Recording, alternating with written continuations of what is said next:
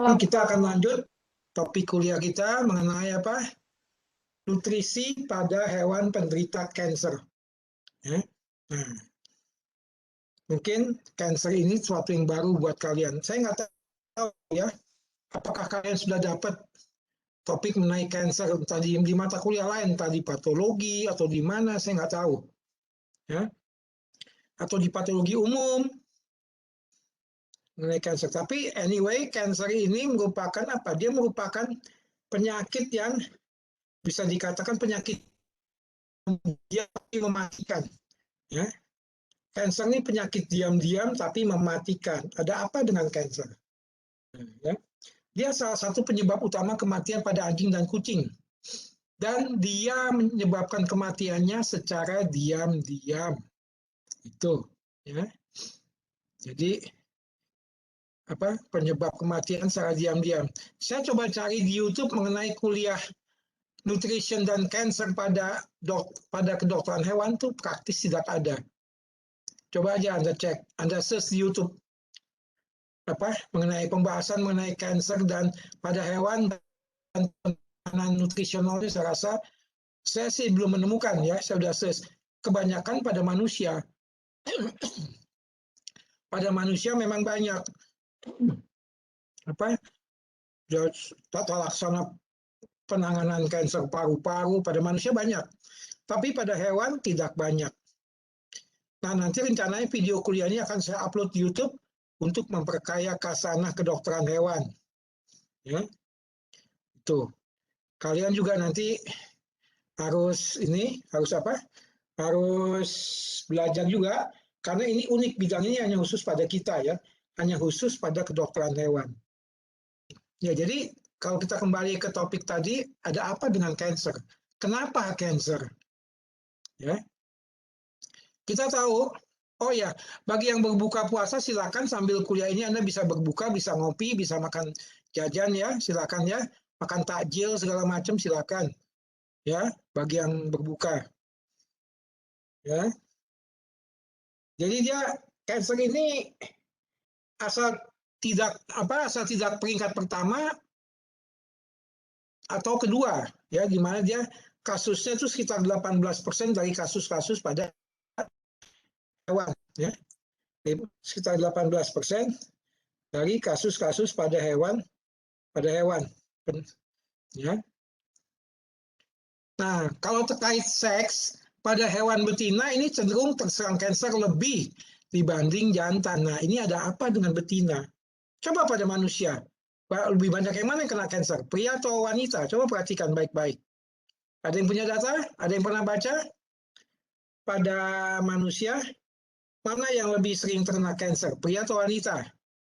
Halo guys, ada yang tahu? wanita, Prof. Nah, kenapa wanita ya? Ada apa dengan wanita? Kok kanker dia senangnya pada wanita? Ya, bukan berarti pada jantan dia, pada pria dia nggak senang, senang juga. Tapi pada wanita dia sering. Kenapa? Pasti ada sesuatu di situ. Nah, apa yang saya pernah pelajari mengenai kanker ini, itu salah satunya kontribusi estrogen. Ya, kontribusi estrogen terhadap kanker. Estrogen yang mulai menurun, kadar estrogen yang mulai menurun dalam darah, ini seringkali mengundang kanker. Nah, keterkaitannya di mana tuh? Coba kalian pikirkan tuh. Keterkaitannya antara kanker dan hormon estrogen. Ya. Apa keterkaitannya antara kanker dan hormon estrogen pada wanita maupun pada hewan betina? Ya. Nah, pada kucing, kanker justru mengancam hidup dan kualitas hidup mereka pada kucing. Kepada anjing mungkin masih nggak terlalu ya. Karena apa? Karena kucing ini banyak teman-temannya yang berpotensi menjadikan dia terkena kanker. Contohnya virus-virus pada kucing itu banyak. Ada kelompok retrovirus, ya. Ada juga kelompok feline leukemia virus, ya. Ada juga kelompok apa? Kelompok virus-virus feline leukemia virus. Ini ya retrovirus pada kucing banyak nih. Ya, retrovirus pada kucing juga banyak. Nah, virus-virus ini menyebabkan kanker pada kucing. Ya. Dan anehnya ada beberapa data baru ini memperlihatkan adanya pengaruh asap rokok terhadap kanker paru pada anjing dan kanker ganas kulit pada kucing, ya, termasuk juga berbagai limfoma. Nah, ada apa ini? Jadi anjing dan kucing yang pemiliknya hobi ngerokok, mereka seringkali bermasalah pada kanker dan matinya mereka karena kanker. Ada apa di sini gitu loh? Ya, ini menarik. Nah, sekarang kalau misalnya di keluarga seorang bapak hobinya ngerokok, kira-kira bagaimana anak istrinya? Apakah berpeluang kena kanker? Kalau iya, peluangnya kira-kira seberapa besar? Nah, ini yang kita pertanyakan. Ya, ini yang kita pertanyakan, seberapa besar peluang terkena kanker pada ini pada apa? Pada yang orang tuanya merokok, berapa besar peluangnya terkena kanker? Ya.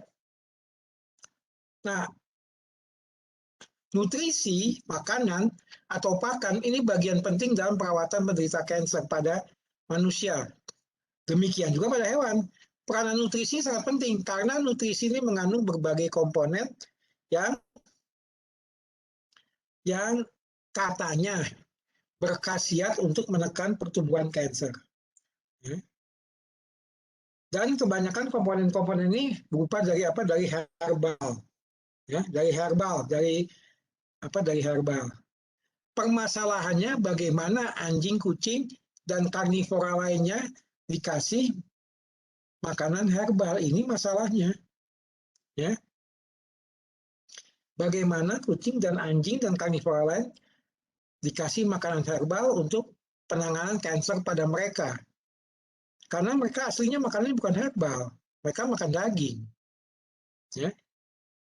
Nah, ini biasanya herbalnya sudah diinikan dalam bentuk-bentuk kapsul. Ya. Contohnya kita udah sering lihat pada apa herbal ini yang dalam bentuk kapsul seperti misalnya binahong, sambiloto. Ada yang pernah tahu sambiloto apa itu sambiloto? Sambiloto itu bisa menekan kanker. Ya, banyak sekali tuh herbal buat manusia.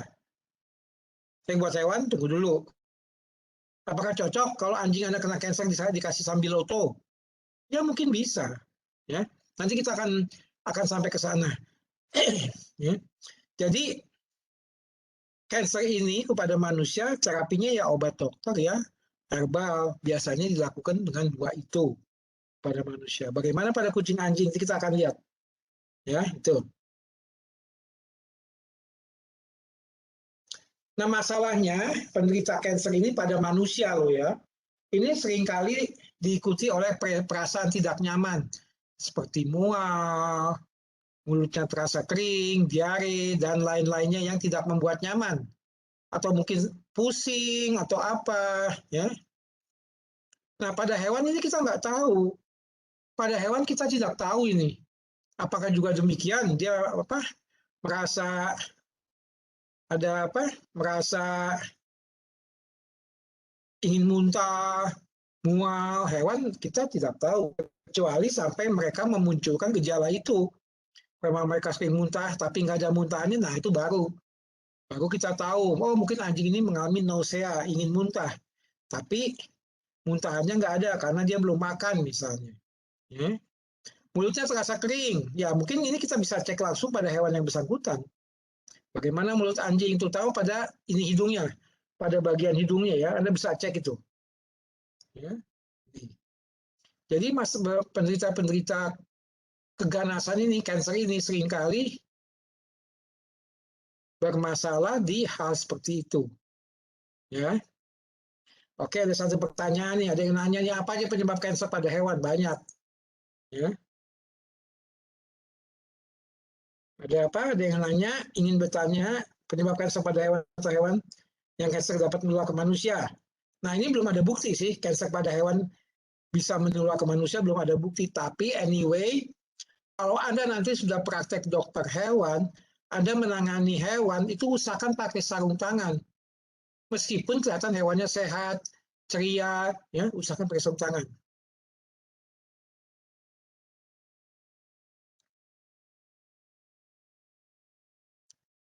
Mungkin bisa saja terjadi penularan dari kanker hewan ke manusia, walaupun buktinya korelasinya belum jelas benar itu loh, keterkaitannya belum jelas benar ya. Tuh. Makanya kalau Anda menangani hewan sebaiknya Anda pakai sarung tangan. Ya, sarung tangan untuk bedah itu yang karet atau sarung tangan yang plastik juga bisa.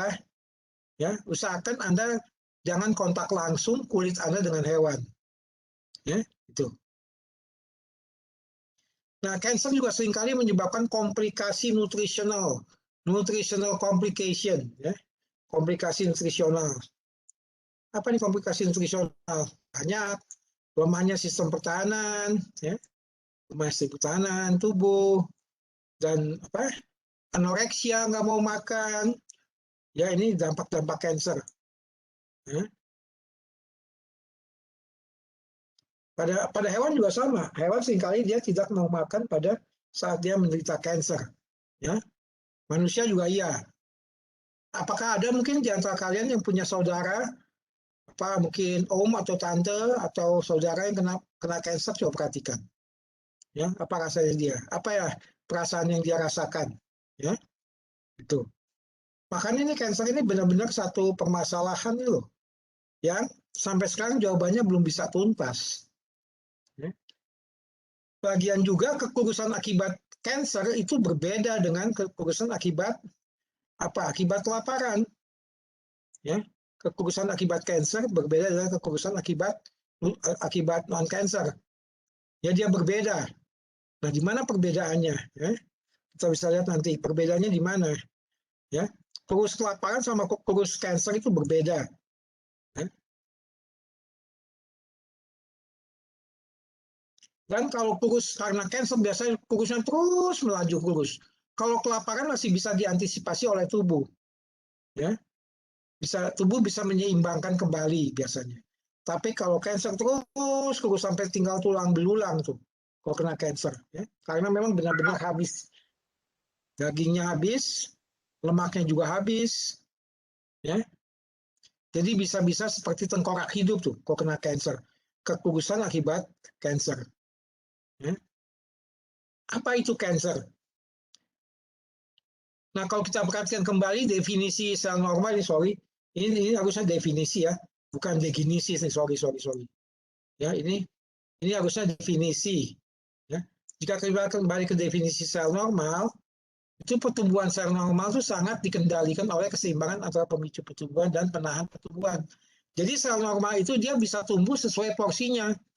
Kapan dia tumbuh, kapan dia stop tumbuh, kapan dia mati, itu semua sudah diatur, sudah dikendalikan oleh sistem tubuh. Ya.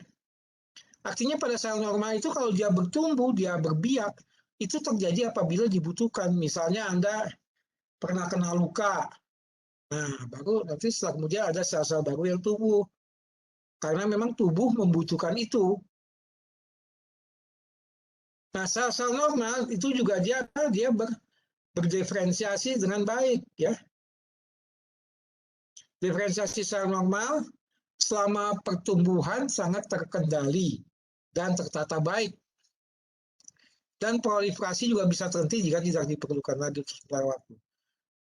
Nah, pada sel-sel kanker nggak demikian. Pada sel-sel tumor, proses-proses pengendali terganggu, ya, sehingga terjadi kegagalan. Ya. Sehingga proliferasi dan kegagalan dalam diferensiasi terus berjalan. Akibatnya sel ini mereka menjadi tumbuh tidak terkendali. Mereka menjadi tumbuh tidak terkendali, ya. Juga proses-proses kematian sel tidak ada lagi. Sel kanker itu sel yang bisa dikatakan sel abadi. Dia akan mati kalau inangnya mati. Ya, kepada manusia sel kankernya akan mati jika manusia itu sudah mati. Sebelum manusianya mati terus dia berjalan. Ya. Kanker ini muncul dari sel tunggal yang mengalami mutasi. Ini bukan mutasi, ini komputer saya ini seringkali autocorrect nih loh, sering bikin kacau ini ya. Kanker ini muncul dari sel tunggal yang mengalami mutasi. bukan mutasi ya, mutasi pada gennya. Nah, mutasi inilah yang menyebabkan pertumbuhan sel itu menjadi tidak terkendali. Ya, itu. Makanya kalau kita melihat cancer, ini memang sesuatu yang unik, sesuatu yang aneh gitu loh. Ya. Dan pertumbuhannya menjadi tidak terkendali karena dia mutasi. Dan memang mutasinya terjadi demikian. Ya. Nah, ini berbagai bentuk, coba Anda perhatikan bentuk sel normal sama bentuk sel kansernya. Anda bisa perhatikan di sini. Ya, berbeda sekali. Ini sel normal seperti ini, sel kansernya begitu. Ya. Ini adalah apa? Sel epitel bertanduk. Anda tahu ya, Anda sudah belajar histologi kan? Ini adalah sel epitel bertanduk. Ya. Ini sel normalnya, tapi kansernya perhatikan intinya membesar. Selnya juga membesar, warna sitoplasmanya biru tua. Nah ini juga sel-sel normal, sama ini juga. Sel normal tapi sel kansernya demikian. Ya. Banyak sel-sel yang membelah. Ini kelihatannya sel-sel kuboid nih. Ya, sel-sel kuboid. Di mana tuh sel-sel kuboid adanya? Ya, itu. Ya, jadi bentuk sel kanser sama sel normal sangat berbeda. Ya. Atau bisa juga dari sel normalnya jelas ini sel epitel apa? Epitel silindroid. Apa tuh? Saya nggak tahu di ISO namanya apa. Ini epitel silindroid. Ternyata bentuk kansernya menjadi tidak beraturan. Ya, gambaran normalnya hilang. Ini perbedaan antara sel normal dan sel kanser. Kira-kira seperti itu. Biar Anda punya gambaran dulu. Ya. Nah, ini sekitar 30 tahun yang lalu ada 3 model teori. Ya, 3 model atau tiga teori mengenai sel kanser. Yang pertama adalah diferensiasi abnormal dari sel. Nah, ini model pertama. Sel kanser itu akibat diferensiasi abnormal dari sel. Ya, penyebabnya apa? Berbagai bahan seperti karsinogen. Karsinogen ini adalah bahan penyebab kanser. Ya, dan mutagen, bahan penyebab mutasi. Banyak sekali seperti faktor-faktor fisik, radiasi, yang bisa memicu diferensiasi abnormal dari sel. Ya, itu. Nah, model kedua adalah model epigenetik. Epi itu di samping. Genetik ya genetik. Ya, gena. Jadi di samping genetik. Jadi di sekitar genetik ada perubahan terkait dengan proses perubahan fenotip sel. Ya. Tanpa mempengaruhi susunan genetiknya. Makanya model sel kanser ini paling mudah secara fenotip karena bisa diamati secara mikroskopis. Kalau secara genetik agak sulit kita mengamatinya. Ya. Nah, yang model ketiga melibatkan kontribusi gen asing. Nah, ini biasanya gen virus atau oncovirus, virus-virus penyebab kanser. Banyak sekali virus-virus penyebab kanser. Coba apa aja tuh? Anda bisa cari pada anjing apa aja tuh virus penyebab kanser pada anjing. Ya. Jadi kalau kita lihat lebih lanjut, memang sel kanser ini sangat berbeda dengan sel normal. Dia sangat berbeda dengan sel normal. Karena perbedaan ini akibat juga perbedaan pada apa? Perbedaan pada metabolisme dan karakter selnya sendiri. Karena perbedaan ini juga melibatkan pada penyusun bahan sel, metabolismenya, dan juga karakter sel kanser itu sendiri. Ya, makanya dia jelas-jelas sangat berbeda. Oleh sebab itu, sel ini bisa dideteksi dengan berbagai teknik, mulai dari sitopatologi sampai ke teknik imunologi. Ya, imunoteknik, teknik imunologi. Bahkan teknik molekuler bisa juga ya. Dan sel kanser ini yang bisa dikatakan kurang ajarnya sel kanser ini, dia mampu mendorong sel normal untuk mengubah pola metaboliknya agar menguntungkan sel kanser. Nah, ini yang kurang ajarnya sel kanser di sini. Yang kurang ajarnya sel kanser. Ya.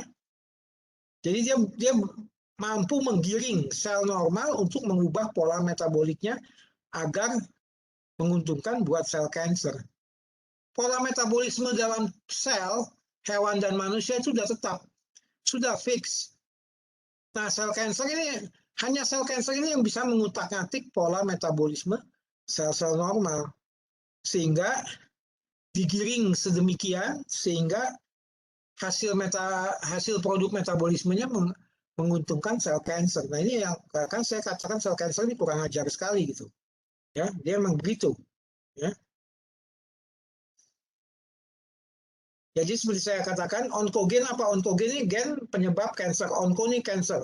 Onko ini artinya kanker ya. Onko ini artinya kanker. Ya, jadi ini ada gen penyebab kanker. Dan onkogenesis adalah apa? Proses terjadinya kanker. Apa nih? Ya. Saya sudah katakan tadi bahwa sel tumor dicirikan dengan berbagai sifat seperti pertumbuhan yang tidak terkendali, daya invasif, ya, pertumbuhan yang tidak terkendali, apalagi ada lagi daya invasif atau menyerobos jaringan sekitar dan penyebaran ke jaringan lain, ya, di mana karsinogen adalah zat yang bisa menyebabkan kemunculan sel tumor. Sel tumor kanker itu bisa menyebar ke jaringan lain kalau dia ganas, ya. Tapi kalau dia tenang, biasanya ya di sekitar situ aja. Ya. Nah, banyak zat kimia yang bersifat karsinogenik ya. Zat-zat kimia karsinogenik, apa dari kelompok benzopiren, apalagi asetaminofuran, ya ini zat-zat ini semua zat-zat karsinogenik, zat-zat yang menyebabkan kanker.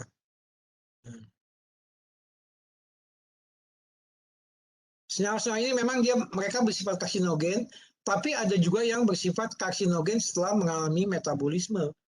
Jadi memang dasarnya karsinogen atau sifat karsinogennya muncul setelah zat-zat tersebut di metabolisme. Nah ini kita kenal sebagai prokarsinogen. Jadi aslinya dia tidak karsinogen. Aslinya dia tidak karsinogen, tapi setelah dia dimetabolisme oleh tubuh, dia berubah menjadi karsinogen. Ya. Ada juga senyawa anorganik karsinogen. Yang tadi di atas ini senyawa organik, benzopiren, acetaminofluran, aminoazobensin. Tapi ada juga yang anorganik, contohnya apa? Asbes, arsen, beryllium, ya, dan kadmium. Ya ini senyawa-senyawa anorganik yang bersifat kanker. Dan kadmium ini, khusus kadmium, dia banyak terdapat di ban mobil. Ya, ban-ban mobil banyak memakai unsur kadmium. Ya. Jadi mekanisme karsinogen itu bermacam-macam, tapi seringkali berinteraksi dengan asam nukleat. Oke, ada beberapa komen pertanyaan, mungkin saya akan komen dulu. Oke.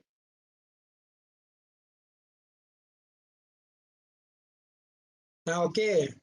Ada yang bertanya, sebab saya didiagnosa tumor sejak tinggal bersama hewan dan menangani beberapa kasus tumor. Nah, ini bisa juga ya. Kita belum lihat korelasinya. Ya, Putu, saya belum lihat korelasinya di sini apakah betul. Kalau memang kena tumor karena ini dengan hewan yang menderita kasus tumor, makanya saya katakan kalau Anda nanti praktek dokter hewan atau Anda menangani hewan, hati-hati selalu pakai sarung tangan. Ya, itu yang lebih amannya. Jangan lupa pakai masker juga. Ya, apalagi di zaman sekarang, ya. Ya bisa aja. Apa memang tumor itu sudah ada di diri manusia yang bersangkutan? Nah, dengan manusia itu dia tinggal bersama hewan, jadi sel-sel tumor itu menjadi aktif. Ya, jadi yang tadinya sel-sel tumor itu dalam keadaan pro-onkogen, proto-onkogen, dia akhirnya menjadi onkogen, jadi aktif. Apakah itu memang betul penyebabnya hewan? Kita belum tahu sepenuhnya. Ya, nah ini harus ada korelasi. Ayo, siapa yang mau penelitian onkogenesis? Ada yang mau? Halo guys, ada yang mau buat skripsi mengenai kanker pada hewan? Halo guys. Adakah yang mau membuat skripsi pada kanker pada hewan?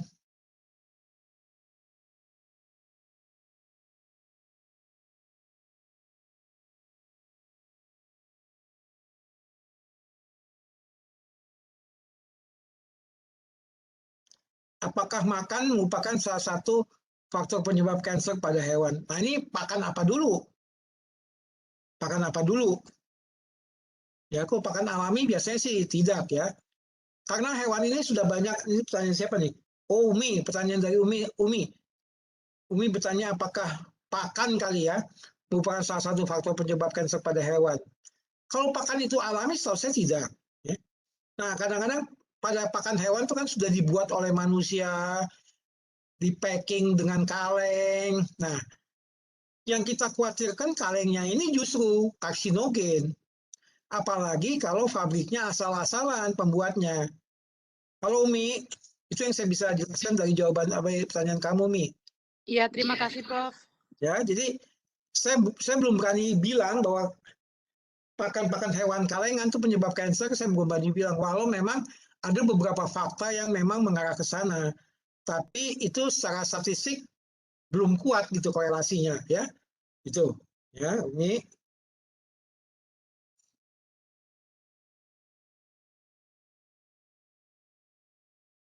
Terima kasih, Prof.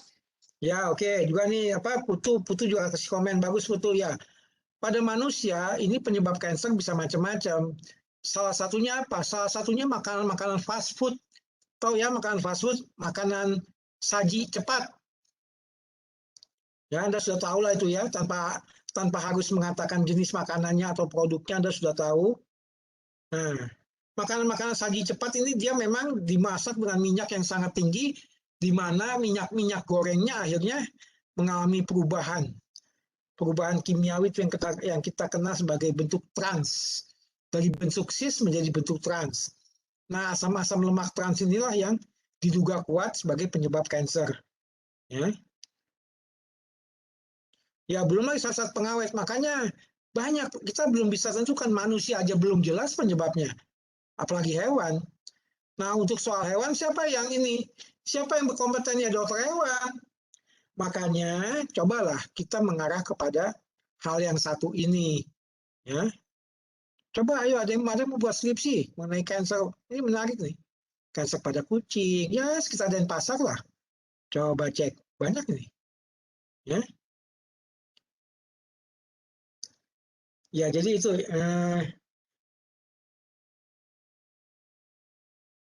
ada lagi siapa nih? Indah Ihsan Wahyuni. Jika dalam suatu keluarga ada yang terkena kanker, keturunan selanjutnya memiliki resiko terkena kanker lebih besar dibanding yang lain. Apakah makanan dapat menurunkan resiko terkena kanker? Nah, gini Indah Ihsan. Ini kanker ini belum tentu menurun, Indah. Belum tentu menurun dia. Ya. Kalau misalnya orang tuanya kena kanker, anaknya kena kanker, itu belum tentu bawaan dari orang tuanya. Bisa penyebab yang sama. Kalau misalnya orang tuanya hobi ngerokok, dia kena kanker paru. Ternyata anaknya juga kena kanker paru. Belum tentu dari nurun ke orang tuanya. Bisa aja dia kena kanker paru karena karena isapan asap rokok dari orang tuanya. Halo Indah Ihsan. Halo Prof. Ya, kira-kira seperti itu ya.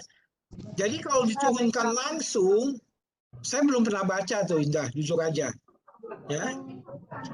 Tapi kalau karena pengaruh asap rokok, contohnya ayahnya merokok, anaknya kena, ya itu ya resiko. Apakah dengan makanan dapat menurunkan resiko tentang kanker tersebut? Ada. Makanan seperti apa? Ya kepada manusia makanan buah-buahan itu. Makanan buah-buahan bisa menekan resiko terkena kanker.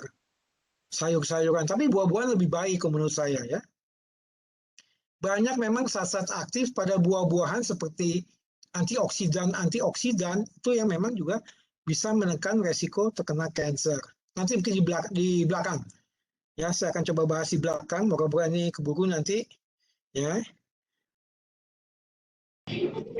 Baik Prof, terima kasih banyak atas jawabannya. Oke, ya. Itu aja dulu sementara waktu mungkin yang saya bisa jawab ya. Buat terhadap pertanyaan-pertanyaan kalian. Ya. Oke. Nah, ada juga satu senyawa namanya ethidium bromida. Nah, ini bagi mereka yang nanti yang mau bermain penelitian menggunakan DNA, biologi molekuler ini harus hati-hati. Pastikan pakai sarung tangan yang aman. Ya. Nah, ini ada satu zat namanya ethidium bromida yang untuk mewarnai hasil elektroforesis asam DNA.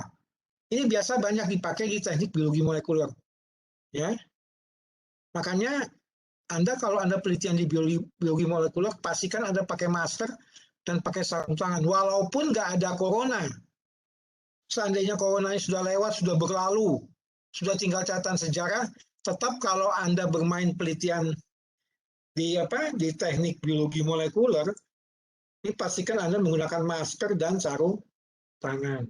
Ya, kenapa? Karena Anda berpotensi kontak dengan Ethidium bromida yang bisa menyebabkan kanker. Tuh, ya. Ini ya, jadi ini.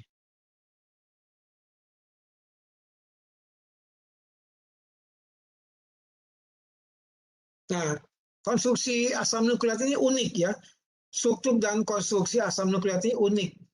Sering menjadi sasaran bagi karsinogen organik. Karena apa? Karena kemiripan struktur. Ya. Karsinogen organik ini dia seringkali menyerang DNA. Kenapa? Karena kemiripan struktur. Dia bisa menyisip di DNA karena kemiripan struktur. Nah, akibatnya apa? Penyandian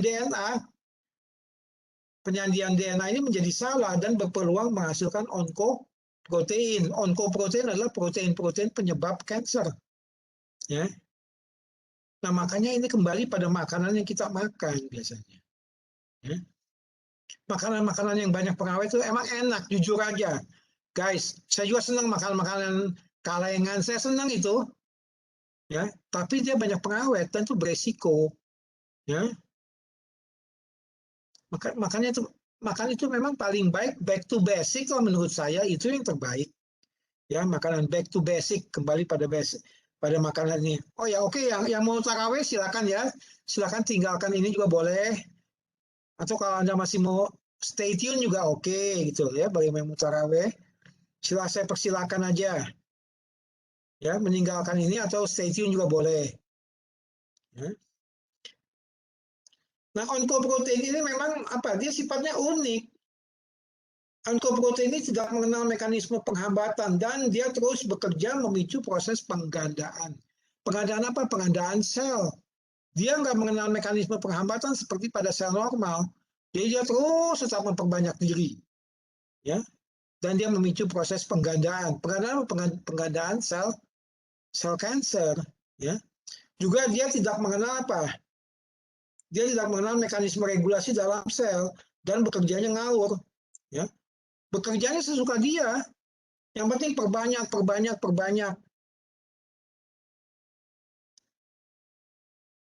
Ya, makanya ada apa? Ya, yang mau sholat silakan ya, silakan yang mau sholat ya. Makanya ada satu sifat, ada satu karakter namanya apa? Onkomani, tahu onkomani? Onkomani.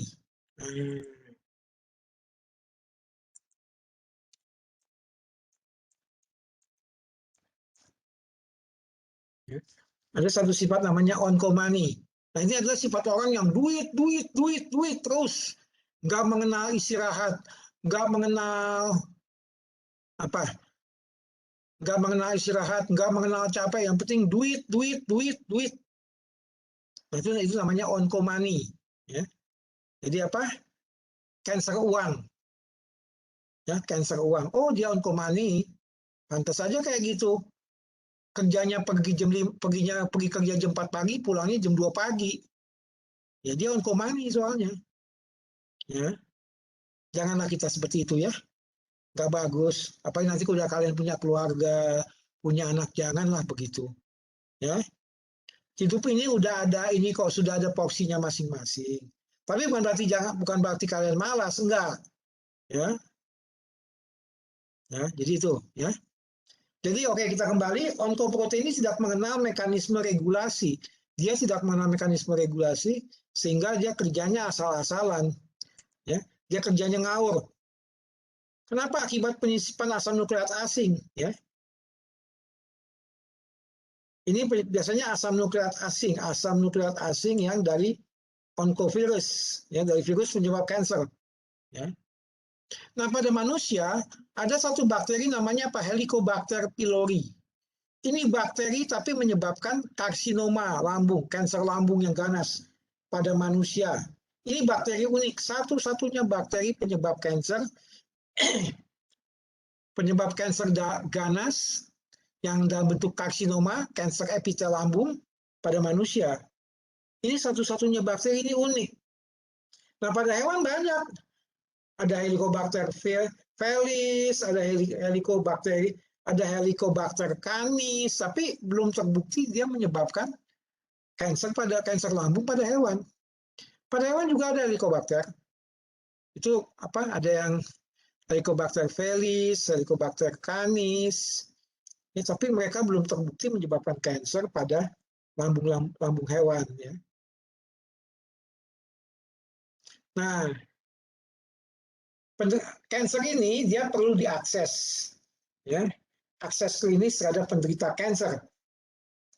Bagaimana kita menetapkan seekor hewan terkena kanker? Ya. Nah, ini berdasarkan klinis, ya, berdasarkan gejala klinis dan juga berdasarkan diagnosa klinis. Anda sudah dapatkan diagnosa klinis, ya. Nah, ini ada beberapa fase akses klinis. Nah, fase pertama, apa fase pertama?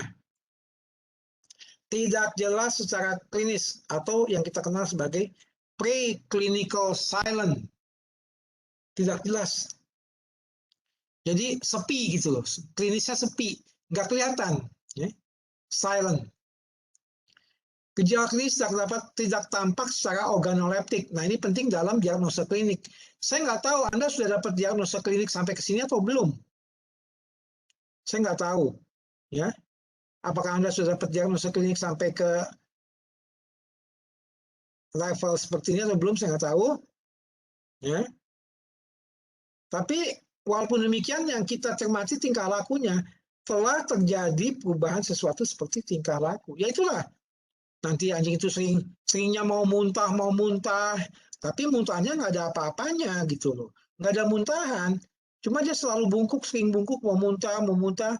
Anda pernah nggak melihat anjing mau muntah? Seperti apa gejalanya, guys? Halo Maharani Widya. Halo Maharani Widya. Halo, Prof. Maharani pernah melihat nggak anjing yang mau muntah? Seperti apa gejalanya? Bagian perutnya itu seperti terlihat mau mengeluarkan sesuatu kayak ya. Di diakrin harusnya sudah dapat tuh, ya. Nah, seperti itulah. Tapi nggak ada yang keluar dari mulutnya kan? Nah, ini biasanya salah satu gejala awal kanker. Jadi kalau kalian punya anjing sering begitu, seperti yang dikatakan Maharani tadi, kalian harus jeli. Ya, kalian harus jeli. Kenapa? Karena itu sebagai tanda-tanda awal. Ya. Nanti dipantau terus. Anda pantau terus sampai fase kedua. Anda pantau terus hewan Anda sampai fase kedua, yaitu fase klinis. Ya, apa itu fase klinis? Ya, hewan mulai menunjukkan gejala anoreksia, lemas, bahkan mulai ada kekurusan. Nah, ini saya katakan, ini makanya perlu diagnosa klinis. Makanya diagnosa klinis Anda harus baik. Anda harus paham. Ya, Anda harus paham. Diagnosa klinis Anda harus baik. Karena ini penting. Ya.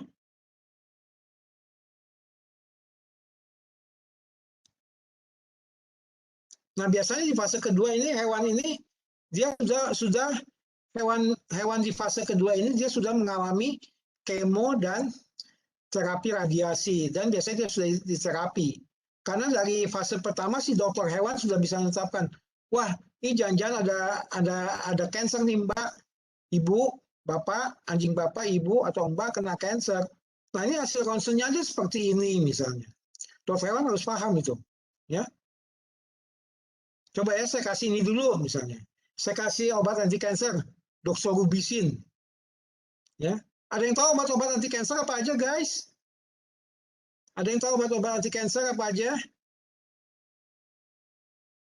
Ninyoman Riantini. Halo Ninyoman Riantini. halo, Prof. Pernah belajar obat-obat anti kanker enggak? Saya sendiri belum pernah, Prof. Kamu udah dapat farmako belum? Nyoman? Farmako 1-2 udah dapat belum? Sudah, Prof. Nah, sudah. Enggak dibahas obat anti kanker di sana. Dibahas obat anti kanker. Halo guys, yang lain bagaimana? Wayan Sangi, gimana Wayan Sangi? Pernah mendengar obat-obat anti kanker nggak di farmakologi? Sampai saat ini belum ada dibahas, Prof. Belum. soal Tapi kamu chemistry. farmakologi 1 dan 2 kamu udah ambil dong, udah ada nilainya kan? Sudah, Sudah, ya. farmakologinya sudah. Oke, ya nanti coba saya suruh kalian cari ya obat-obat anti kanker ya. Nggak usah dikumpul. Yang penting kalian tahu, itu banyak. Ada doxorubicin, ubrisin, ada methotrexat, macam-macam. Anda harus tahu itu, ya. Karena Anda dokter hewan. Ya, silakan yang mau sholat, khasiat, silakan. Ya, itu. Coba cari ya nanti ya. Nggak usah dikumpul ke saya, nggak usah. Yang penting Anda paham. Nanti ujian saya tanya obat-obat anti kanker apa aja, kandungannya apa. Ya, bagaimana mekanisme kerjanya. Ini biasanya obat-obat anti kanker itu obat-obat analog basa nitrogennya asam nukleat. Obat-obat anti kanker itu biasanya analog. Ini saya ketik di chat deh. Ya. Obat anti kanker biasanya analog dari basa nitrogen asam nukleat.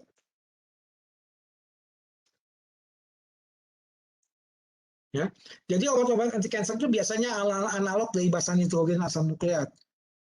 Apa gunanya? Nah, dia tuh untuk mengecoh sel kanker, untuk mengecoh sel kanker, untuk menipu sel kanker. Jadi kalau kita dikasih obat-obat gituan, sel kanker ini akan ketipu. Dia pikir ini bahan nukleotida, nggak taunya bukan. Tapi resikonya sel normal juga akan tertipu juga. Makanya orang kalau di kemo itu semua badannya habis. Rambutnya yang tadi hitam sampai akhirnya menjadi putih, menjadi kulitnya menjadi keriput. Ada yang pernah punya kenalan atau mungkin saudara yang kena kanker, coba perhatikan. Ya. Umurnya, kalau cewek umurnya masih muda, umur 35 tahun, tapi penampilannya sudah seperti umur 55 loh. Kalau dia mengalami terapi kanker, itu benar-benar luar biasa. Dan itu sakit terapi kanker itu. Saya punya teman, dia kena kanker, di kemoterapi. Sakit itu. Apa tuh kemoterapi? Ada yang tahu? Kemoterapi itu apa ya? Ada yang tahu? Coba tuh. Prof izin menjawab. Ya.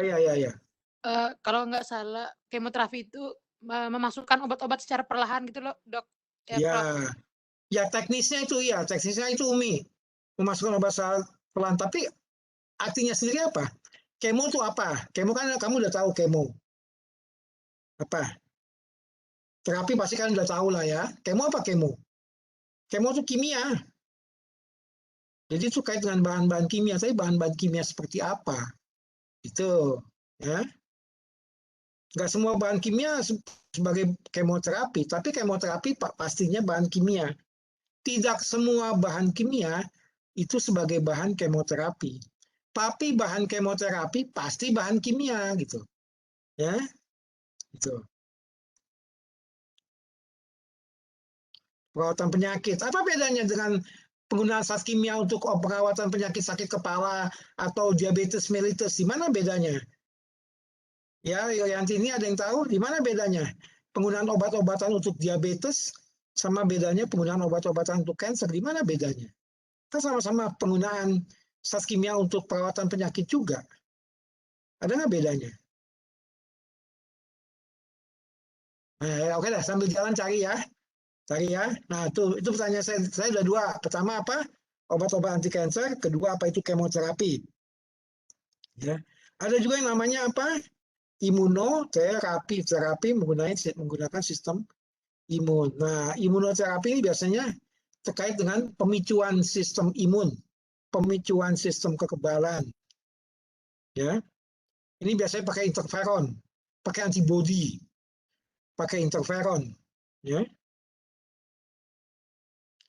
Nah, ada lagi, oke, kita masuk ke fase ketiga. Apa fase ketiga penderita kanker? Kekurusan mulai jelas. Dan adanya kesetimbangan, ya, kekurusan mulai jelas pada fase 3 ini. Dan secara lab adanya kesetimbangan negatif nitrogen, seperti apa? Hipoalbuminemia. Jadi menurunnya albumin dalam darah. Ya. Nah, inilah penyebab apa? Hewan menjadi kurus, sangat kurus. Ya, belum lagi muntah kronis, diare, ya. Tuh. Ya, ini fase ketiga. Nah, fase keempat ini dua kemungkinan. Fase keempat dua kemungkinan. Pertama, di fase keempat hewan bisa sembuh. Bisa tertangani dengan baik, dia sembuh perlahan-lahan, kemudian dia mengembalikan keadaannya seperti semula. Ya. Jadi anjingnya lincah lagi. Yang dulu sudah kurus, sudah ini, akhirnya dia lincah lagi. Oke, Grace, makasih. Ya, oke Anom, silakan. Ya, jadi itu, ya. Pelan-pelan mulai mengembalikan keadaan seperti semula, ya. Nah, ini di sini pemilik hewan harusnya jeli. Kalau memang sayang pada ini sayang ya, bukan saying ini komputer saya ini seringkali autocorrect ini saya pengen benci banget nih loh. Selalu seringkali autocorrect, jadi yang ketikan-ketikan jadi banyak yang salah. Ya. Tuh. Atau bisa juga di fase keempat ini pasien menjadi infausta. Ya. Artinya apa? Kalau pasien menjadi infausta, biasanya pasiennya menuju pada kematian. Itu infausta. Ya, karena apa? Karena kemoterapi dan sejenisnya sering tidak ada kecocokan. Ya, jadi ini untung-untungan. Ya. Nah, penanganan pada hewan itu lebih mudah dikontrol dibanding manusia. Ya, dibanding manusia, hewan ini lebih mudah dikontrol. Ya. Jadi itu, ya. Nggak boleh makan manis ya, gampang hewan. Udah, nggak usah kasih makan manis. Dia nggak makan manis. Manusia, nggak boleh makan manis. Sembunyi-sembunyi dia makan, ya kan? Ya. Puasa, ya jelas nggak boleh minum aja, sembunyi-sembunyi dia minum. Saya nggak tahu tuh banyak beredar video gituan tuh dari siapa itu tuh. Banyak beredar video-video dagelan puasa itu dari siapa itu tuh. Ya. Itu, ya. Jadi itu manusia. Kalau hewan nggak boleh minum manis ya udah. Kita jangan kasih dia yang manis, udah dia nggak akan minum. Ya. Nah ini sel cancer nih, metabolismenya ini penting.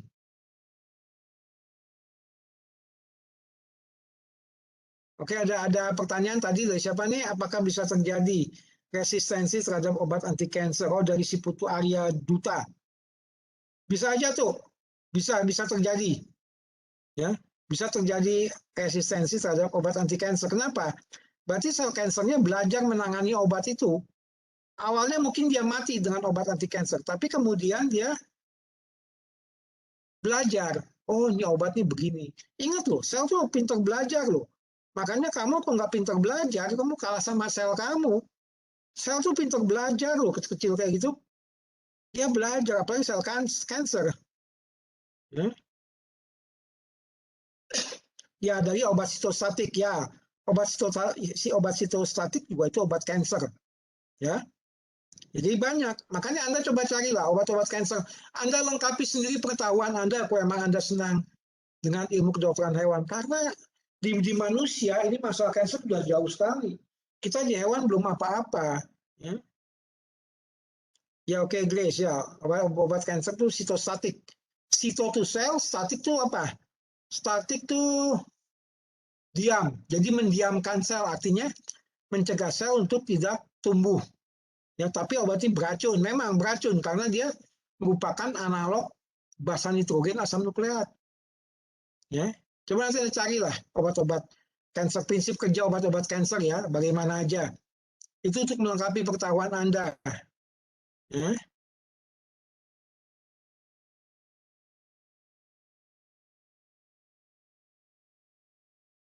Juga ada Kevin juga bertanya nih, apakah hewan menghirup asap rokok resiko kena kanker meningkat? Ya, tergantung juga ya Kevin ya. Tergantung keterpaparannya bagaimana Kevin. Kalau memang dia dekat sama pemiliknya sengaja dia diembusi asap rokok ya mungkin iya bisa beresiko. Tapi kalau jauh-jauh aja saya rasa enggak ya. Orang Bali piara hewan tuh orang Bali tuh sama hewannya ini loh, sama anjingnya mereka suka dipeluk-peluk, saya lihat ya. Mereka sayang sama anjingnya orang Bali itu. Ya. Benar loh. Anjing itu dipeluk-peluk sama mereka. Nah, sambil meluk anjing, sambil dia mengembuskan asap rokok. Nah, bisa aja. Ya.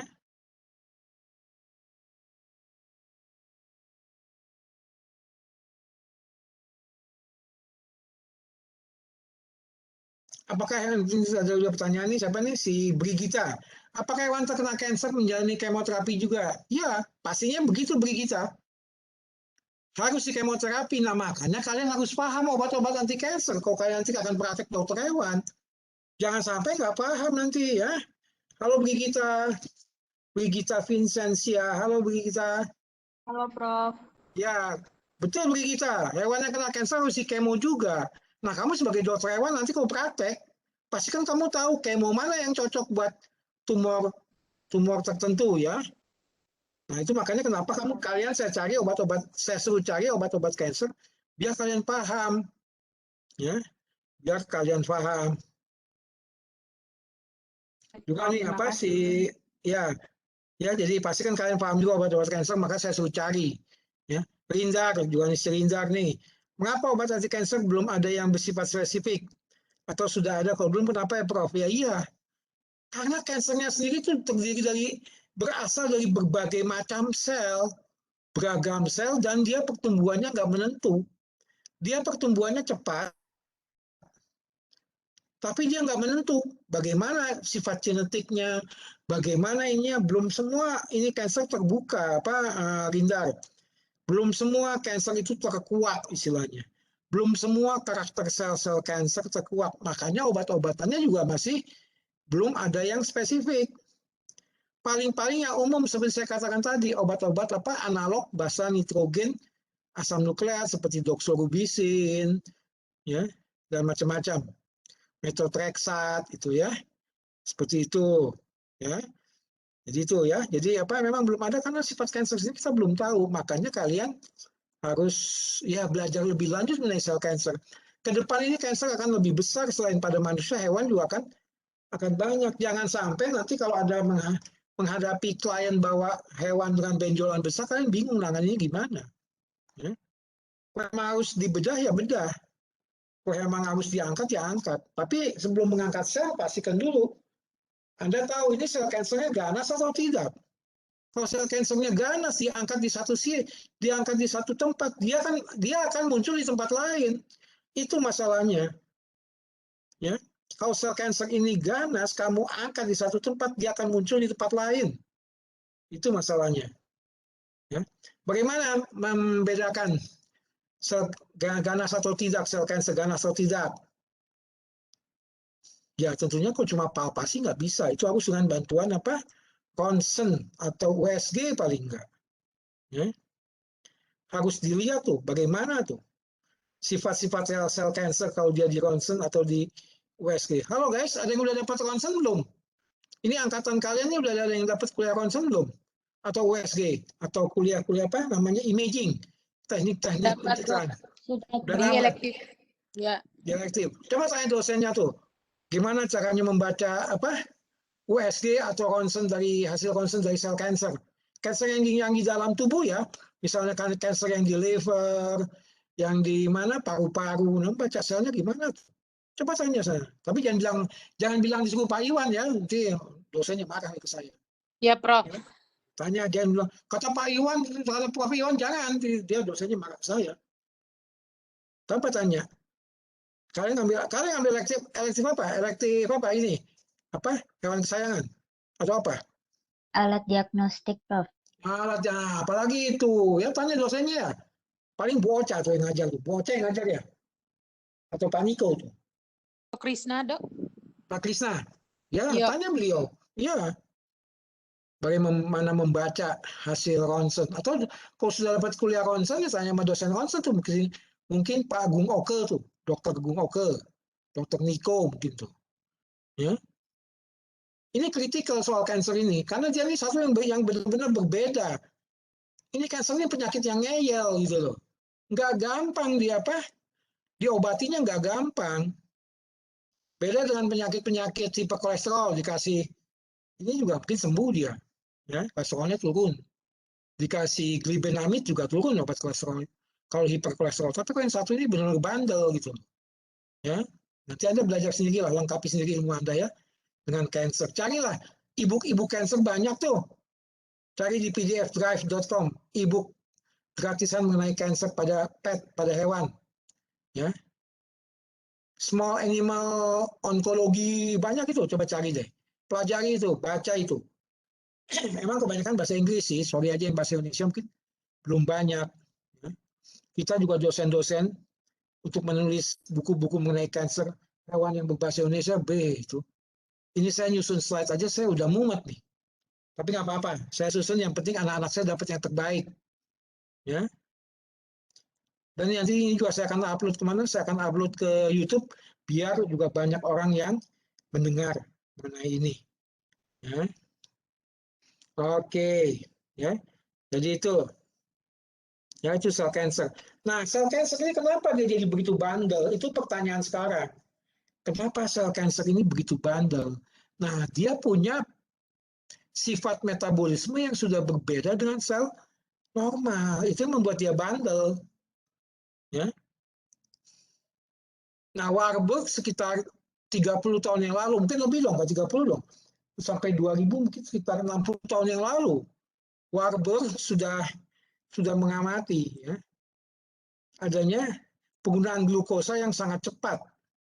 Adanya laju penggunaan glukosa sangat cepat oleh sel tumor dibanding sel normal. Nah, ini dasar dari penemuan si Warburg bahwa sel kanker ini dia memang benar-benar membutuhkan dan menyukai glukosa.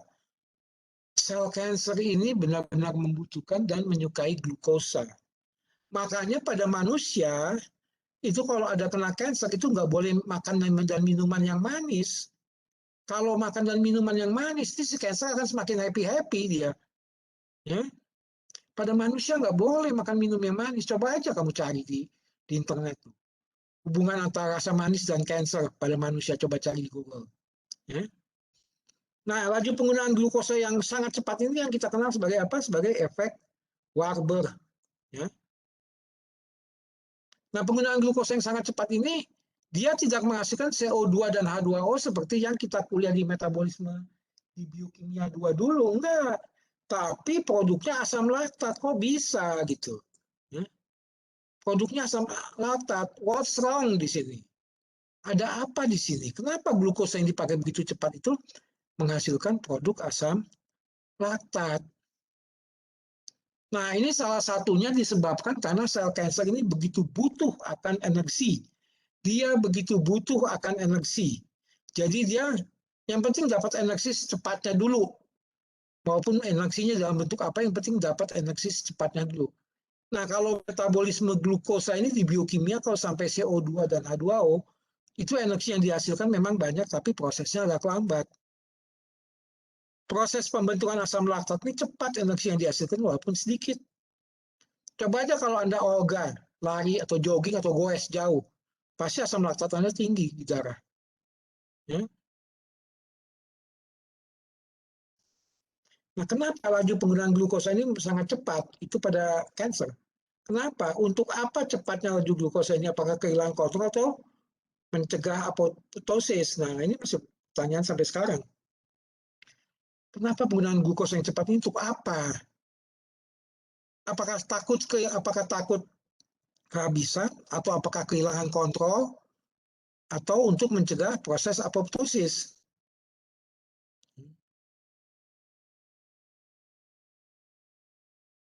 Nah, glukosa ini oleh sel normal dibutuhkan sebagai bahan dasar untuk biosintesis 4 jenis makromolekul, protein, lipid, polisakarida, dan asam nukleat. Bagaimana dengan sel tumor? Iya, sama juga. Ya. Glukosa juga dibutuhkan oleh sel tumor untuk biosintesis bahan-bahan itu, walaupun dengan cepat. Nah, fakta-fakta apa yang dihasilkan cepat-cepat itu nggak sempurna. Makanya apa-apa jangan cepat-cepat. Kamu buka puasa, makanya jangan cepat-cepat, guys. Nanti nggak sempurna, kamu lapar lagi. Berbuka puasa, nikmatilah makan. Apa yang ada di depan Anda, walaupun hanya nasi jinggo, nikmatilah. Jangan gerebek-gerebek. Ya, karena lapar, sikat terus satu bungkus nasi jinggo, sikat semua masuk ke mulut, jangan. Itu nggak cocok, guys. Ya, nanti kamu keselak, nanti kalau nasi jinggonya nyangkut, tinggal kamu keluar susah, turun susah, bagaimana? Ya. Nah, sel kanker ini faktanya menunjukkan memang dia nggak sempurna dan sel ini termasuk rapuh, ya, kerapuhan. Karena pertumbuhannya nggak sempurna. Kenapa pertumbuhannya nggak sempurna? Karena itu dia penggunaan glukosanya gerabak-gerubuk, cepat-cepat. Ya. Nah, coba Anda perhatikan gambar di sini. Ini ada perbandingan glukosa, penggunaan sel normal dan penggunaan sel kanker. Coba perhatikan ya. Sama-sama glukosa bahannya, perhatikan. Sama-sama glukosa. Nah, tapi glukosa ini dia digunakan sebagai untuk juga bahan-bahan makromolekul, asam nukleat, fosfolipid, dan asam amino. Tapi pada kanker juga sama. Tapi lihat cetakannya beda, tebalnya beda. Artinya apa? Pada kanker, glukosa ini lebih banyak digunakan untuk biosintesis asam nukleat, fosfolipid, dan asam amino. Ini dominan kepada sel kanker. Ini dominan di sini. Ya. Tapi kepada sel normal di sini sedikit. Nggak dominan. Hasilnya sama-sama fosfoenolfirufat. Ya.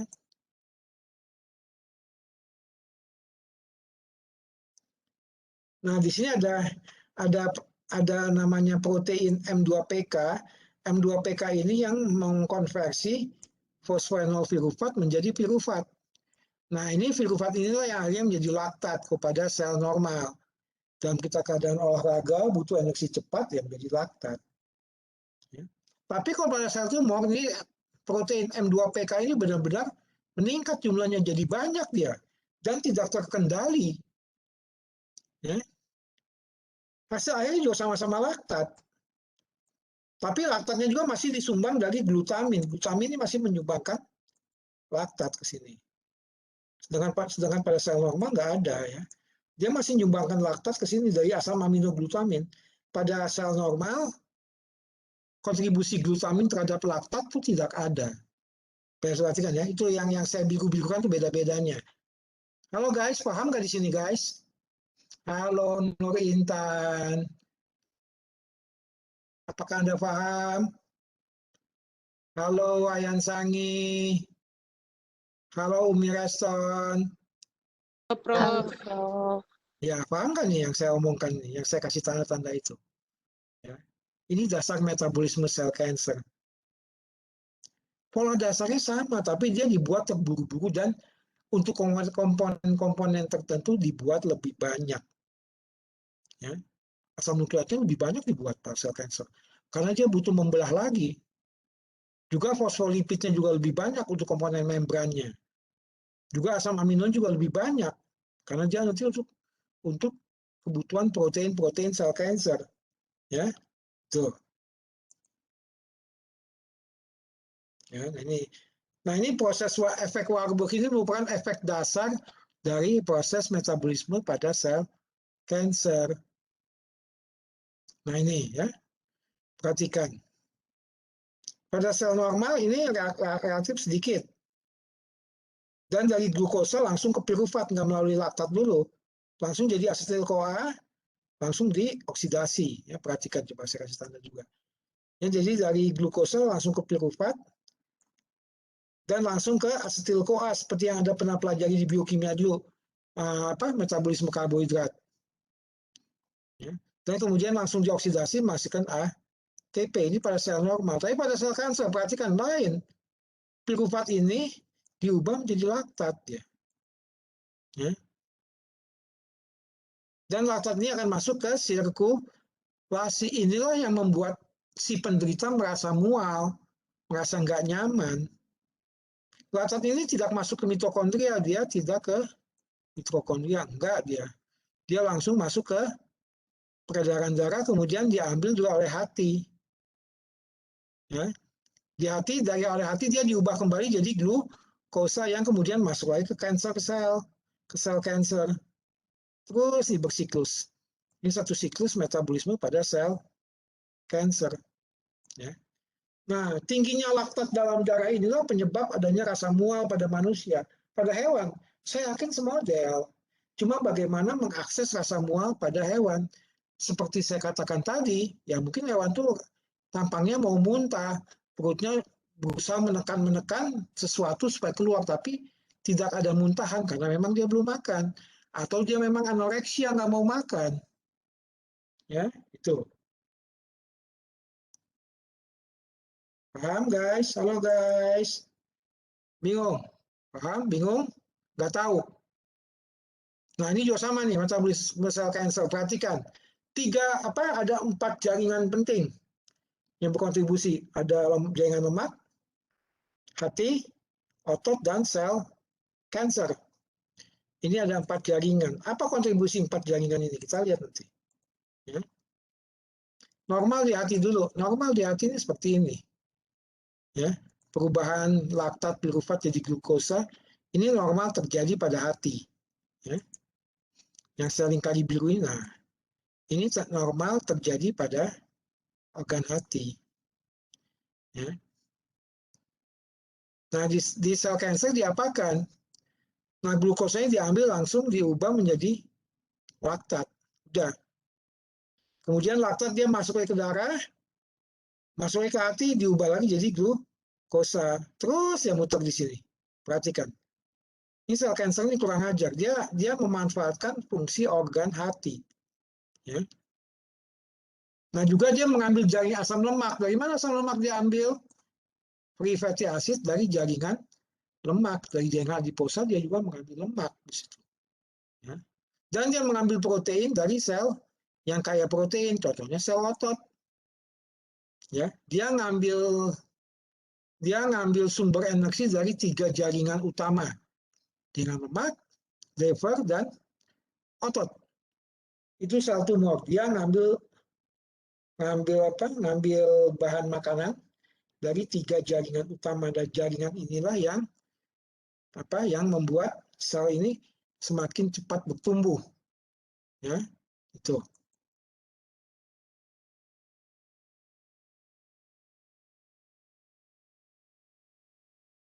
Nah, asam laktat yang dihasilkan oleh sel tumor bukannya sia-sia, dia juga berguna untuk menjaga lingkungan di sekitar sel tumor. Ya, salah satunya untuk membunuh sel-sel normal di sekitarnya. Jadi laktat ini tidak ada kemubaziran. Laktat ini tidak ada kemubaziran. Ya.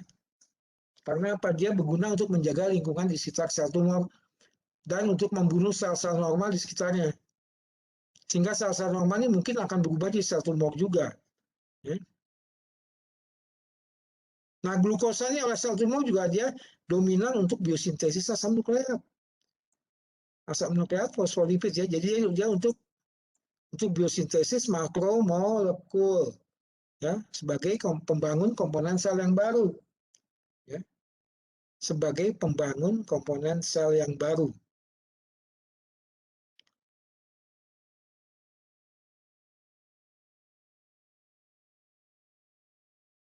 Sel tumor juga dia membutuhkan glukosa dan mereka mampu mengambil glukosa dalam jumlah besar dan cepat.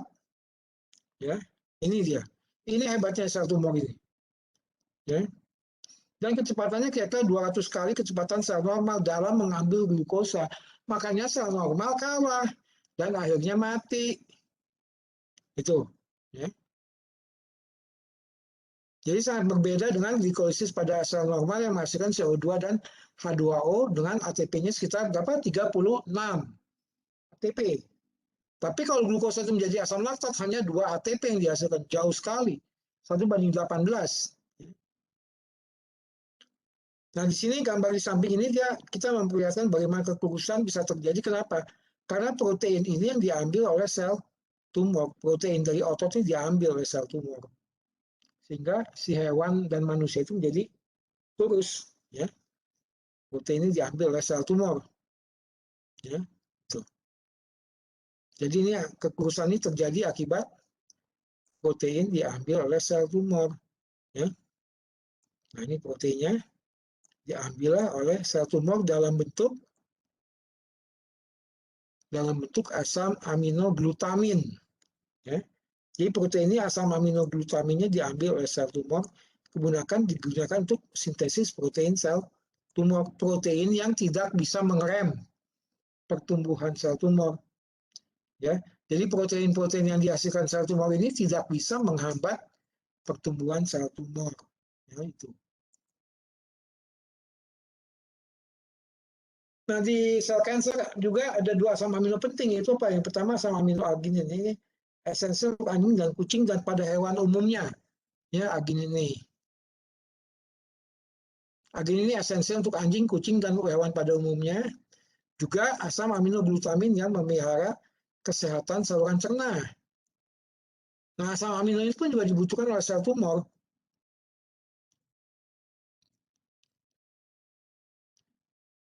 Ya, jadi semua ini terkait pada jalur glikolitik Warburg pada sel tumor. Ya.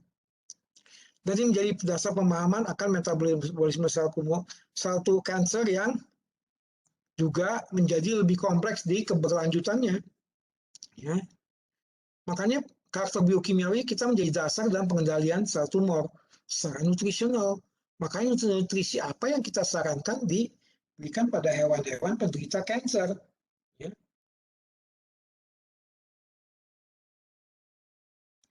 Nah, dan juga sel tumor ini uniknya apa? Dia bisa melakukan program ulang jalur metabolik. Ya. Sel kanker ini dia bisa melakukan program ulang jalur metabolik untuk memenuhi kebutuhan dalam keadaan keterbatasan nutrisi. Karena memang nutrisinya pada penderita kanker dibatasi. Ya, sehingga dia bisa terus berkembang sekalipun dalam keadaan zat gizi, kelangkaan zat gizi. Nah, reprogramming metabolik ini penting ya, pada sel tumor.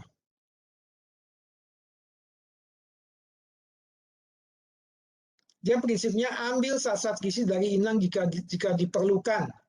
Bagaimanapun keadaannya, ambil zat gizi dari inang. Kalau memang inang membatasi makan, kita ambil zat gizi dari inang itu apa? Dari otot, dari lemak. Nah, inilah penyebab kekurusan pada penderita kanker pada hewan maupun manusia. Ya. Tuh. Nah, ini juga jalur metabolisme Warburg, perhatikan. Ya. Ini titik-titik kritis. Ini titik-titik kritis di sini. Ya. Perubahan dari glukosa menjadi komponen-komponen. Ya. Tuh. Juga ini siklus Krebs. Ya. Dan sel tumor juga dia punya sistem bioenergetik sendiri. Ya. Jadi dia lebih memprioritaskan kebutuhan dia untuk 3 komponen ini. Nukleotida, asam nukleat, asam amino. Ya, ini nukleotida ini asam nukleat. Ini asam amino untuk protein dan lipid untuk membran selnya. Lipidnya untuk membran sel tumor. Ya. Ini dia keunikannya sel kanker. Ya. Juga ini juga sama nih. Wah, ini lebih jelimet lagi. Tapi inilah sisi-sisi kontribusi berbagai protein pada metabolisme sel tumor. Seiring dengan kemajuan penelitian, manusia bisa menemukan berbagai protein-protein penting di sini. Ya. Itu ya pada sel tumor. Ini lebih detailnya, tapi ya ini tidak perlu untuk dihafal untuk S1, yang penting Anda punya gambaran lah. Ya, seperti ini. Tetap sumbernya glukosa. Ya. Sumbernya tetap glukosa. Perhatikan. Jangan salah, tetap sumbernya glukosa. Dan hasilnya laktat. 2 ini yang berkontribusi. Ya.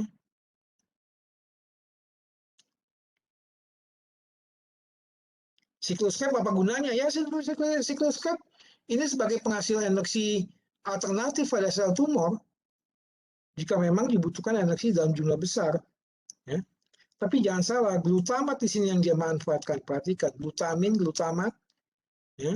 Nah ini, asam-asam amino esensial, glutamin dan serin, ini untuk sintesis protein sel tumor. Ya. Dan kalau perlu dia ambil asam-asam amino esensial dari darah. Itu. Ya. Pintar sekali sel tumor ini. Ya. Dia ambil asam-asam amino dari darah. Ya. Jadi kira-kira seperti itu. Ini jalur metaboliknya. Nah, kanker ini sebenarnya banyak pertanyaan dari pemilik hewan, dari dokter hewan juga. Sekitar kanker apa aja? Yang pertama biasanya yang ditanyakan apa? Perubahan metabolik apa saja yang nyata pada hewan yang kurus akibat kanker? Nah, ini mungkin owner hewan bertanya, dok, kenapa sih hewan itu kenapa kena kanker pasti kurus ya dok? Nah itu pertanyaannya. Dari siapa? dari owner biasanya, atau dari mereka yang tertarik pada hewan. Dok, kenapa dok ya? Hewan saya ini kok belakangan-belakangan nafsu makannya menurun, sering kurus, nafsu makan menurun jadi lebih kurus. Nah, kita harus segera berpikir, jangan-jangan ada cancer. Memang secara klinikal secara diagnosis klinik mungkin belum kelihatan di mana. Nah, itulah perlunya tindakan pencitraan, USG atau ronsen ya. Terus makin kurus, dikasih makan apa yang biasanya dia suka dia nggak mau. Tapi jangkanya panjang loh ya. Kalau jangkanya pendek mungkin karena musim kawin bisa jadi. Pada anjing kucing sering begitu. Tapi kalau jangkanya panjang bagaimana? Ya? Kita harus curiga. Coba arahkan ibu, bapak, ibu keberatan nggak kalau anjing ibu seperti di ronsen atau di USG? Karena jelas, jujur aja, ada tambahan biaya, ya, supaya diagnosisnya bisa lebih tepat. Ya, nah itu. Nah, ya, pertanyaan yang kedua mungkin bagaimana pemahaman perubahan metabolik. Nah, kalau ini biasanya yang menanyakan dokter hewan nih. Ya. Biasa menanyakan dokter hewan yang baru praktek atau yang masih agak junior ke dokter hewan yang lebih senior atau mungkin ke dosennya. Saya pernah ditanyakan sama beberapa kolega yang juga mantan anak didik saya mengenai hal-hal sekitar cancer. Prof, bicara dong Prof soal cancer pada hewan. Oke, kita buat janji kapan, di mana ini. Kita buat janji, bicara. Ya. Ini yang terkait dengan continuing education atau CPD untuk dokter hewan. Continuing Professional Development untuk profesi dokter hewan. Banyak itu. Coba Anda lihat di Zoom, banyak itu. Ya, Zoom. Mengenai masalah reproduksi lah, itulah. Ya.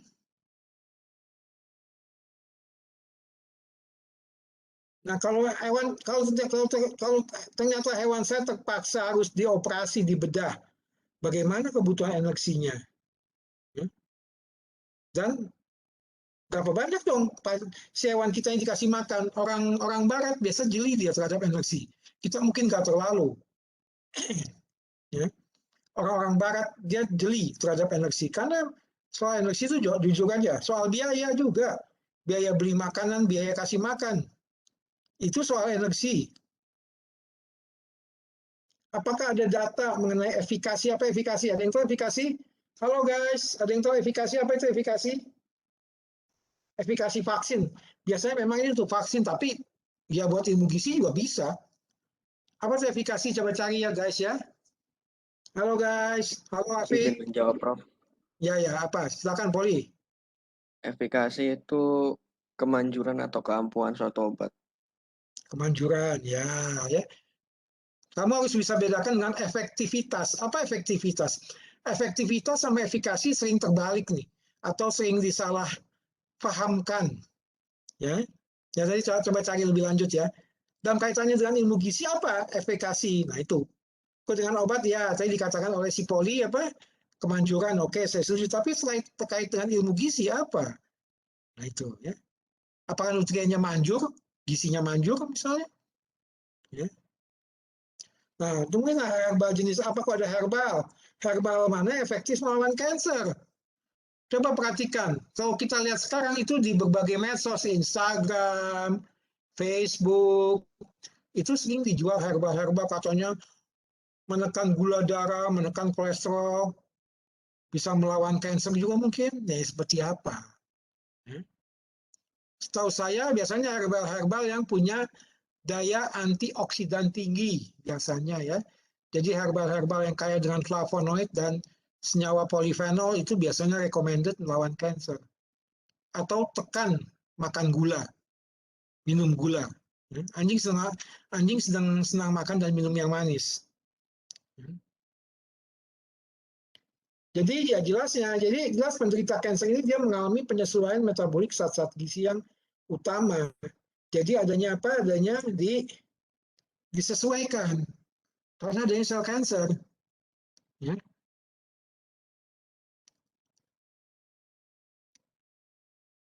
Nah, kenapa bisa demikian? Kenapa bisa penyesuaian zat gizi utama? Karena diawali dengan adaptasi metabolik sel cancer, metabolisme Warburg, ya, pada karbohidrat yang akan merembet ke metabolisme zat gizi utama, lipid dan protein. Nah, karbohidrat ini memang sumber energi, guys. Tapi kalau dia metabolismenya diubah atau dimodif, itu akan merembet ke metabolisme zat gizi lainnya, lipid dan protein, bahkan asam nukleat. Ya. Nah, sel cancer ini dia pintar sekali dia memanipulasi metabolisme, ya. Dan ini yang sampai sekarang belum jelas terjawab apa itu. Ya. Sampai sekarang belum jelas terjawab apa itu metabolisme sel cancer itu bagaimana. Apakah sesederhana Warburg? Tentunya tidak. Dengan kemajuan ilmu biologi molekuler dan biokimia, seperti saya katakan tadi, di atas kan ada gambar yang sudah jelimet tuh, proses metabolismenya. Nah, itulah. Di mana mau dicegat, di mana mau kayak ditahan. Nah, juga metabolisme lemak juga mengalami modifikasi akibat di-drive dengan minimnya karbohidrat dalam sel.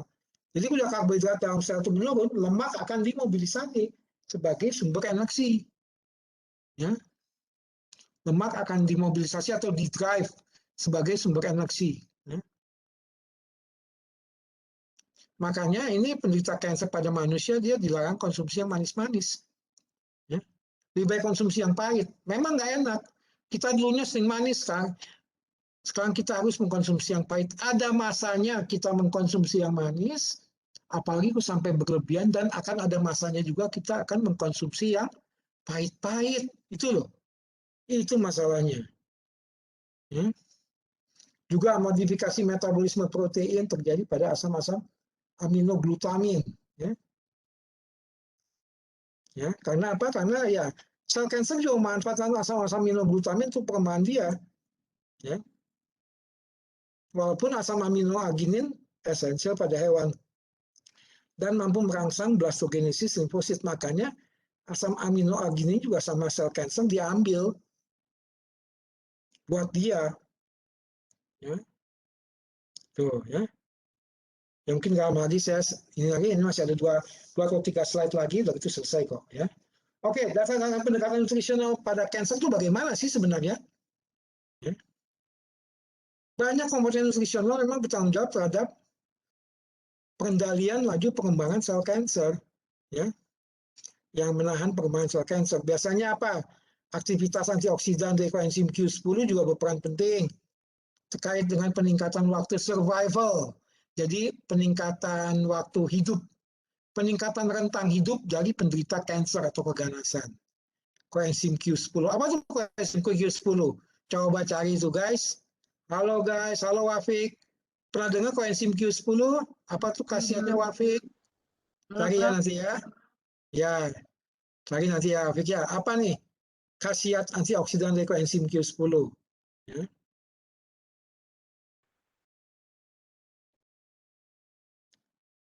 Sel tumor juga dia bukannya diam saja, enggak. Dia juga bekerja, berpikir keras menghadapi berbagai metabolit dari herbal, dari obat-obatan. Nah, bagaimana caranya supaya ini nih? Nah, dia salah satunya adalah apa? Dia juga melakukan proses redoks di dalam selnya, ya, yang menghasilkan banyak radikal bebas untuk mengantisipasi antioksidan. Ya. Nah, koenzim Q10 ini yang cukup efisien dalam menangani elektron hasil metabolisme sel cancer. Ya, ini penting. Ini dasar-dasarnya di sini. Ini dasar-dasar dari sudut pandang reaksi redoks di biokimia tentunya. Ya, itu. Jadi, apakah makanan yang mengandung koenzim Q10 itu apa saja? Nah, coba cari itu. Makanan-makanan yang banyak mengandung koenzim Q10. Salah satunya otot jantung. Otot jantung itu banyak mengandung koenzim Q10 dan itu cukup efisien buat hewan. Ya. Otot jantung banyak Q10-nya. Ya. Nah, ini ada beberapa pakan-pakan komersial pada ini, ya, tapi kita ada beberapa jenisnya, berapa banyaknya karbohidrat kurang 20%, ya. Ya tentunya ini nama-nama dagang ya. Tidak berarti saya tidak bermaksud mengiklankan, tapi ya ini yang sudah diteliti ya.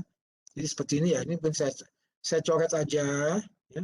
Karena ini kok kesannya kayak iklan gitu ya. Saya coret aja ya. Tuh. Tapi ada makanan-makanan dengan komposisi seperti itu untuk penanganan kanker pada anjing ya. Penanganan kanker pada anjing. Penanganan kanker ya. Apa aja? Komposisinya yang kita cermati coba. Karbohidratnya berapa, fatnya berapa, omega 3-nya berapa. Ya, ini ya. Ini komposisi yang penting. Ya.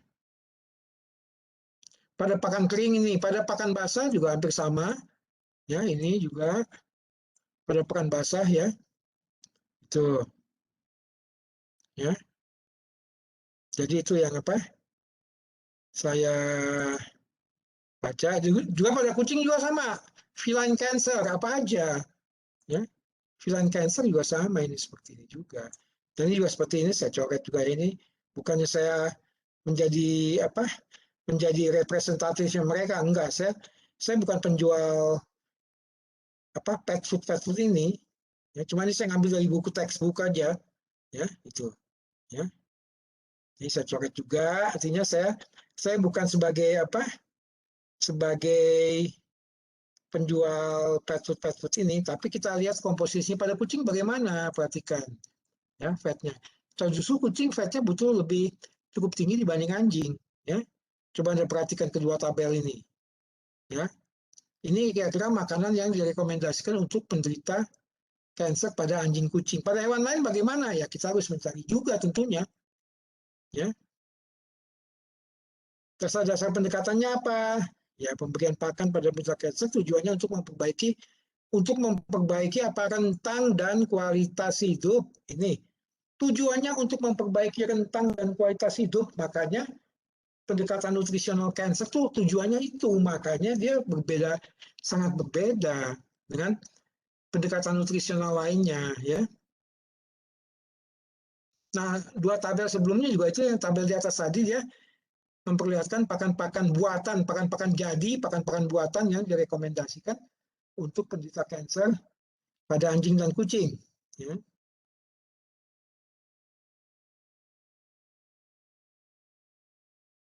Ya.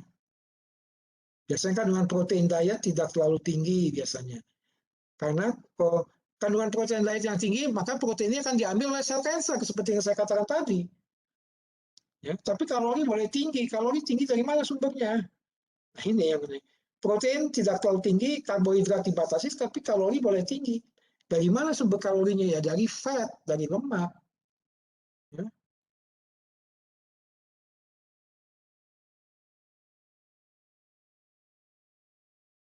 Nah, makanya Anda harus hati-hati dalam menafsirkan penurunan berat badan karena insufisiensi dalam kontraksi zat gizi atau oleh karena kanker. Ya. Di mana perbedaannya akibat kanker? Pasti berbeda. Ya. Insufisiensi kontraksi zat gizi dengan perbedaan akibat kanker itu pasti berbeda. Ya. Itu.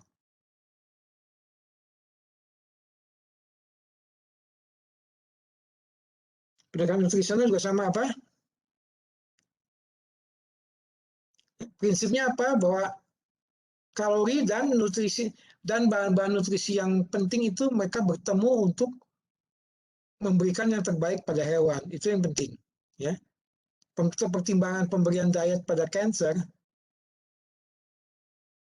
Jadi pastikan kalori dan apa tuh dan kebutuhan nutrisinya cocok. Ya. Usahakan kadar glukosa ditekan. Ya. Usahakan kadar glukosa ditekan. Bukan sampai hilang sama sekali. Ya, itu juga asam lemak omega 3 berasal dari lipid ikan juga bisa dipakai untuk apa? Untuk ini kanker, untuk apa?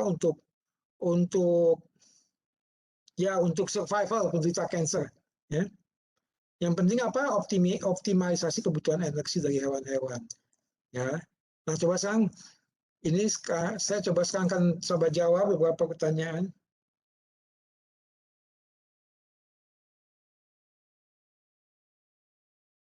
Ini ada dari Polikarpus juga bertanya nih. Iya, Polikarpus jelas. Polikarpus bertanya, jika sel tumor memiliki glikolisis yang tinggi sehingga meningkatkan kadar asam laktat, apakah asam laktat yang semakin menumpuk dapat menyebabkan asidosis? Terima kasih. Iya, Polikarpus, jelas sekali itu. Ya, makanya kan saya katakan tadi, penderita kanker itu biasanya merasa mual kepada manusia. Ya, halo Polikarpus. Halo Polikarpus. Ya, Mana Prof. Polikarpus nih? Ya, jadi jelas asam laktat yang menumpuk di darah itu menyebabkan rasa mual Polikarpus. Ini pada manusia, pada hewan juga kelihatannya begitu. Ya, ada rasa mual Polikarpus. Ya, betul emang. Asam laktatnya juga tinggi di darah. Dia mengandung apa? Lactic acidosis. Asidosis laktat, ya. Itu.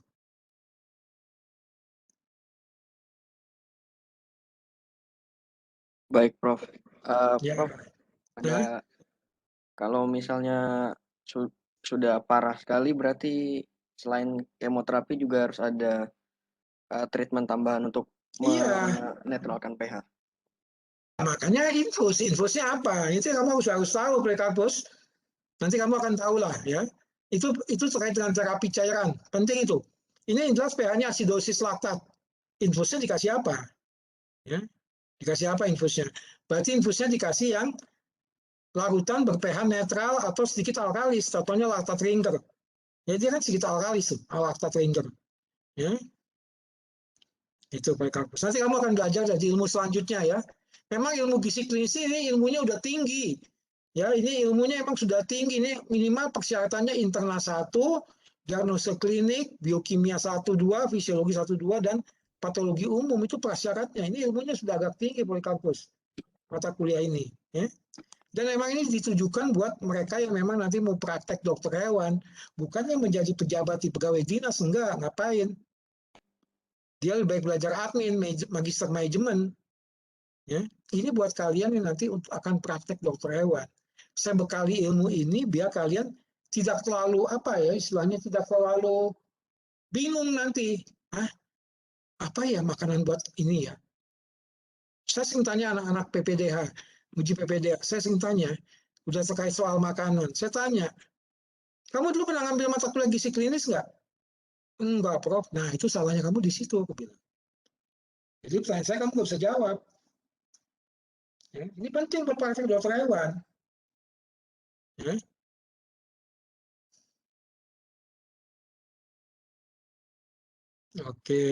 Oke guys, nanti ini silakan chatnya disimpan ya guys ya. Oke, mungkin kuliah gizi akan saya sudahi dulu sampai sini. Itu saja yang saya bisa berikan kepada kalian. Moga-moga ini berguna buat kalian. Kalian nanti bisa lengkapi karena jujur aja ini mata kuliah ini mata kuliah ini ya memang agak tinggi. Jadi ya Anda butuh mencari sendiri gitu loh ya. Oke, jadi itu saja yang saya bisa kasih ke kalian. Terima kasih atas perhatiannya. Bagi yang taraweh ya silakan aja taraweh nggak apa-apa. Yang penting kan sudah isi absen di chat. Ya, baik semuanya mungkin itu saja. Jadi kita selesaikan aja sampai sini. Terima kasih atas perhatiannya. Dan jangan lupa jaga prokes dan pastikan selalu sehat. Oke, selamat malam semua.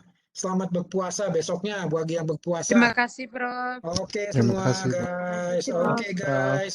Ya silakan live deh. Jangan lupa simpan chat ya. Simpan chatnya jangan lupa. Ya. Pastikan sehat selalu kalian.